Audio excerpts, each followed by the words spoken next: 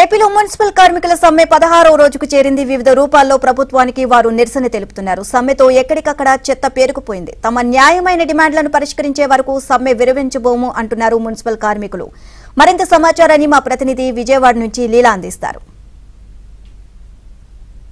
Municipal కార్మికులు గత 16 రోజులుగా నిరావధకంగా సమ్మె కొనసాగిస్తున్నారు. అయితే వారి న్యాయమైన డిమాండ్లను ప్రభుత్వం పరిష్కరించట్లేదంటూ ఈ రోజు వినూత్నంగా అర్ధనగ్న ప్రదర్శనలు చేస్తూ ఈ రోజు వేపాకులన్నిటినీ కూడా ఒంటికి చుట్టుకొని వారందరూ కూడా వినూత్నంగా వారి ప్రదర్శన అయితే జరుపుతున్నారు. అయితే మనతో మాట్లాడేందుకు నాయకులు కూడా ఉన్నారు. చర్చలు కూడా విఫలమయ్యాయి. ఏ రకంగా చూడాలంటే ప్రభుత్వ వైఖరిని?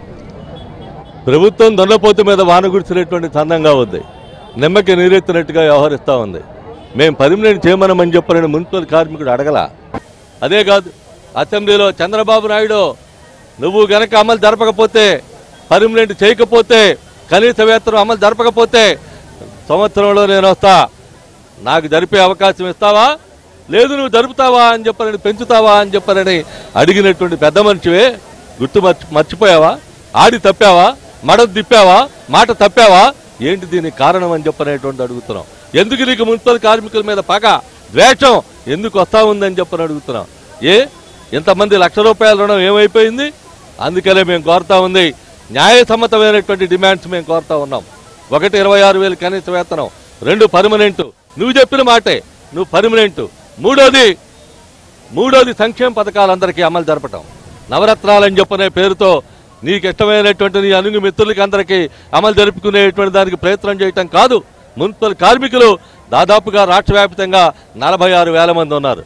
ఈ నగరంలో 4,679 మంది ఆప్కాస్ పేరుతో ఉన్నటువంటి కార్మికులు ఉన్నారు. మున్సిపల్ రంగంలో అనేక విభాగాలు ఉన్నాయి. ఇందుట్లో పారిశుద్ధ్యం కావచ్చు, వెహికల్ డిపో డ్రైవర్లు, క్లీనర్లు కావచ్చు, వెహికల్ డిపో మెకానికల్ కావచ్చు, వాటర్ సప్లై కావచ్చు, డ్రైనేజ్ కావచ్చు, డిపిఎస్ కావచ్చు, ఎస్టీపీలు కావచ్చు, ఎలక్ట్రీషియన్లు కావచ్చు, పార్క్ సెక్టర్ కావచ్చు. ఇందులో రకరకాలైనటువంటి విభాగాల్లో పనిచేస్తున్నటువంటి కార్మికులకి ఒక్కరికి కూడా సంక్షేమ పథకం అమలు జరగట్లా. అంటే కారణం ఈ చేత్తో ఇచ్చి ఆ చేత్తో ఓడబీకేటువంటి దానికి ప్రయత్నమా? ఇంకా మరికొంతమంది కూడా ఉన్నారు. చెప్పండి, ఒకవేళ ప్రభుత్వం మీ ఏదైతే మీరు అడిగినటువంటి డిమాండ్లని పరిష్కరించకపోతే భవిష్యత్ కార్యాచరణ ఎలా ఉండబోతుంది? మీరు ఏ నిర్ణయాలు తీసుకోబోతున్నారు? సమ్మె ఉధృతం చేద్దాం మేడం. సమ్మె ఉధృతం చేసి ఇటువంటి క్షణంలో మా సమస్యకు పరిష్కారం జరగకపోతే చాలా తీవ్ర పరిణామాలు ఎదుర్కోవాల్సి వస్తుంది. జగన్మోహన్ రెడ్డి గారు, మీరు ఈ రకంగా సమాన పని సమాన వేతనం అడిగిన తప్పించి మేము అతిగా ఆశపడే సమస్యలు మేము అడగలేదు.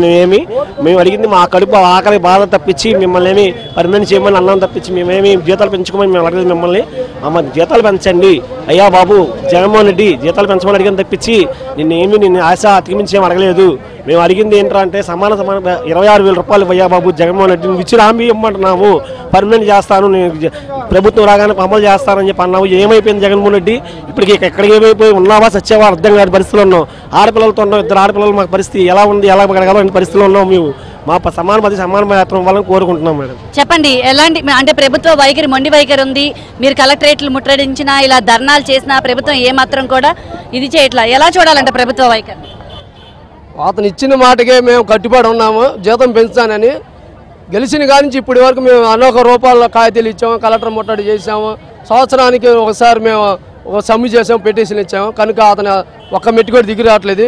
ఇవాళ మాకు సానుకూలం వస్తే పర్వాలేదు, లేకపోతే ఎక్కడి నుంచి ఎమర్జెన్సీ పనులు ఇప్పుడు కొన్ని ఆపాల్సి వచ్చింది. అట్టే సీఎం క్యాంప్ ఆఫీస్ కూడా మేము వెళ్తా కూడా మా మున్సిపల్ కార్మిక రాష్ట్రం మొత్తం మేము రెడీలో ఉన్నాం. వారి న్యాయమైన డిమాండ్లని ప్రభుత్వం పరిష్కరించాలని అయితే మాత్రం మీరందరూ ముక్తకంఠంగా చెప్తున్నారు. Camera person Subrahmanyam.